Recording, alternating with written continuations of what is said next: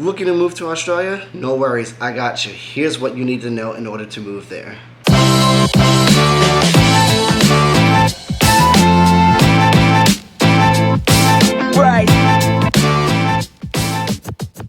Hey guys, welcome back to my channel. If you are new to my channel, don't forget to hit that subscribe button.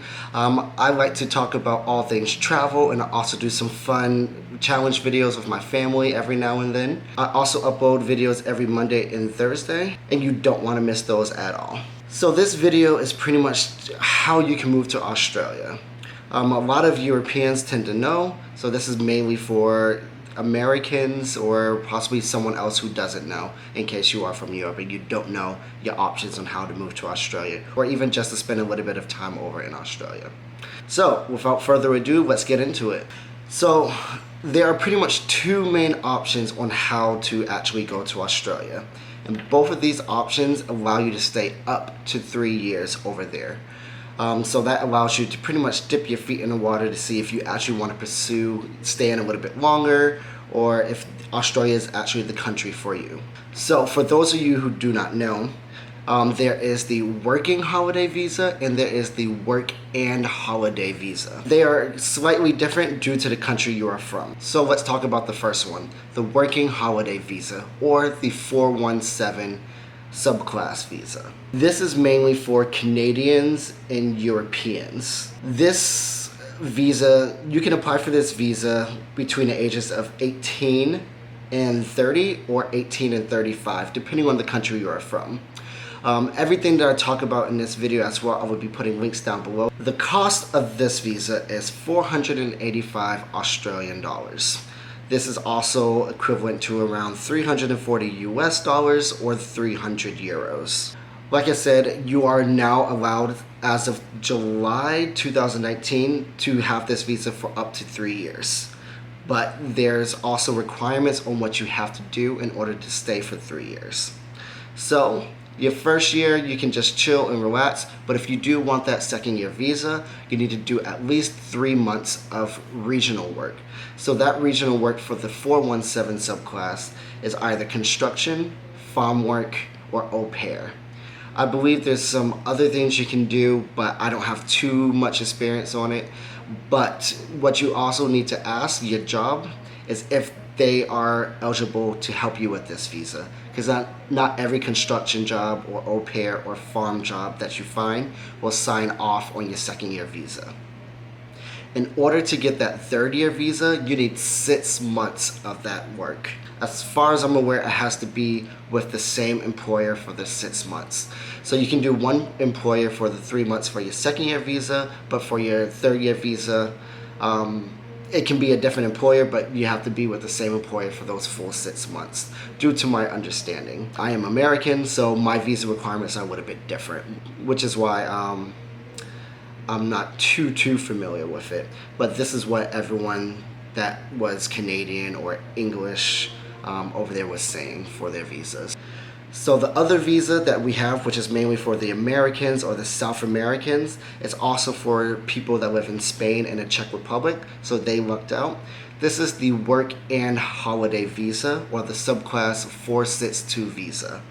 This is pretty much the same exact thing as the other visa, the 417, but you can only do this visa from the age of 18 to 30.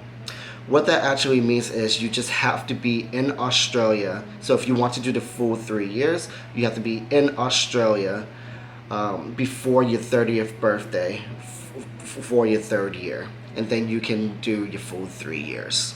Another major difference between this one and the 417 subclass is that the 462, you don't have to do that farm work, construction, or or au pair work. You can do hospitality, you can do tourism, you can do forestry, you can do pearling, and there's some other things as well. All these things are also listed on your visa grant, when you apply for the visa and you receive it. But you cannot do these jobs everywhere. So I had a lot of American friends over there who just thought it was the same as the 417 visa, because a lot of Europeans are on the 417, and there's a lot of Europeans, a lot of Germans and a lot of English in Australia. So the Americans thought, oh, I have to do the farm work as well. But that work doesn't count unless it's in a specified area code. Those area codes are also going to be on your visa grant letter. There's about, I think, 100 area codes that you can do. So you have to be in Northern Queensland, the Northern Territory, or in Western Australia. You can work in Sydney or Melbourne or Brisbane. I worked about a year in Brisbane where I did 6 months, and then I did 6 months in Cairns, which is in Northern Queensland, and then I did 6 months in Brisbane. But you have to work in a specified area code in order to get signed off for your second and your third year visa. So what do these visas actually allow you to do? So these visas allow you to work in Australia, but you cannot work for the same employer for longer than 6 months. If you do wish to work for this employer longer than 6 months, you have to apply for an extension with the government and tell them why you need that extension. I personally haven't had to do it, so I don't know too much about the process, but I don't know anybody that's actually applied for it and actually has gotten it. These visas also allow you to study up to 4 months in Australia. You cannot study longer on these visas in Australia if you do wish. If you do wish to study in Australia, you have to apply for a student visa, which is a completely different visa, but these student visas allow you to stay in Australia for 2.5 years, but you can only work up to 20 hours a week. But that's a whole nother discussion and topic. You are also allowed to travel to and from Australia as many times as you want in that first year. So you do not have to stay in Australia. You can say, oh yeah, I want to live here for 3 months and then go home for 6 months and come back for 3 months. Or you just want to travel for 3 months, then go to New Zealand or Asia for a month or 2, and then come back to Australia and work for the rest of your visa. That is possible. Like I said, you can go to and from Australia as often as you wish on these visas, as long as your visa is still valid, of course. So in order to be able to get these visas, there are obviously requirements that you need. You have to apply for these visas outside of Australia. So if you're not quite sure if you want to do the working holiday in Australia, you can enter Australia on a visitor visa. And these visitor visas allow you to stay in Australia for 3 months. But if you're like, oh, I love Australia, I want to do the working holiday, yeah, cool. You do have to leave Australia though, and then come back after your visa has been granted, because when you step foot into Australia is when your visa starts.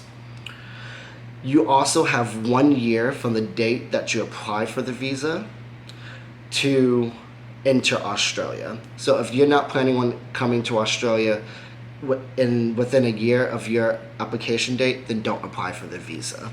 Wait until you're ready to actually go to Australia. If you do have dual citizenship, you are not allowed to apply for both the 417 and the 462. If you do have dual citizenship, I would just say apply for the 462 because you don't have to do the farm work. I just heard a lot of horror stories for people that did the farm work. I personally didn't have to because I am on the 462 visa. But that's just my opinion. I've heard a lot of people say they love their farm work, but honestly, I just heard a lot of horror stories like with the mango rash for people picking mangoes because the mango juice actually irritates your skin, so they got whelps and were red all over. It's just bad, so you just need to find a good farm. You also need to have an equivalent of 5,000 Australian dollars in your bank account. Personally, I didn't have that much. I maybe had about 4,000 Australian dollars in my bank account, but they don't really check that. But honestly, I would say at least make sure that you have that, or someone that you can use their bank account to show that you have that money, so to speak. You also are not allowed to have any extreme health conditions, which is kind of obvious. They don't want you coming over just for the health care if your country has really poor health care. And also you can't have a criminal record. So you can't be like a serial killer or pretty much have any felonies on your record if you want to enter the country. Depending on the country you are from, they also require a letter of support. and you need functional English. All this information I will put in the description box down below, so you guys know where to actually find all of these, because each country is different, and so this video would be 2 hours long if I went through every single country's requirements. So I will put all the links for this down below. Alright guys, that is the end of this video. If you have any questions at all, feel free to write it down in the comments below. That's it. Everything's pretty much straightforward. Just to recap it a little bit for you, there are 2 visas that you can do, the 417 or the 462, depending on where you're from. You also have the student visa, which I didn't touch too much into, but I think student visas are obviously self-explanatory. You're obviously just going to study, but you can only work up to 20 hours a week. These visas cost 485 Australian dollars or 300 euros or 340 US dollars. You can stay on these visas for up to 3 years in Australia. Like I said, if you have any questions, feel free to leave it down below. If you're not already, subscribe to my channel. I will be doing a follow-up video on this video, pretty much on what you need to know for your working holiday visa. So things that you need to do as soon as you get to Australia in order to start working and finding your way around and everything. Also, let me know in the comments down below where you actually would like to do most of your time in Australia. A lot of people say Sydney, but honestly Melbourne is a great city. I lived in Brisbane. I think Brisbane is a great city. So let me know where you actually want to go in Australia, where you like to stay. Don't forget to give this video a thumbs up if you liked it. Follow me on Instagram. I'll respond to all messages there. Also, if you have anything that you would like me to do a video on, also leave that in the comments down below. But other than that, I will see you guys next time. And remember to always be true to yourself. Peace out, guys.